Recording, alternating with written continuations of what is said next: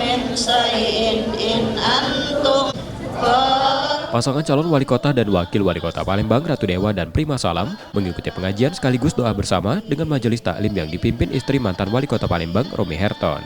Dalam kesempatan ini, peserta pengajian berharap agar Ratu Dewa lebih memperhatikan aspek keumatan, termasuk perhatian terhadap anak yatim piatu dan orang miskin. Ratu Dewa menyatakan dalam visi misi program Palembang Peduli, ia berkomitmen untuk memberdayakan kesejahteraan ustadz, ustazah, dan imam di kota Palembang. Pasangan ini juga akan memberikan jaminan kesehatan dan pekerjaan bagi ustadz, ustazah, dan imam. Semuanya, jadi kita program Palembang Peduli ya, khususnya para ustadz ustazah di majelis taklim dan juga para imam masjid, seluruhnya kita berdayakan. Dan juga kita harapkan mereka nantinya para guru ngaji, ustadz ustazah, kita beri jaminan kecelakaan dan kecelakaan kerja, yaitu jaminan masalah kecelakaan dan kesehatan.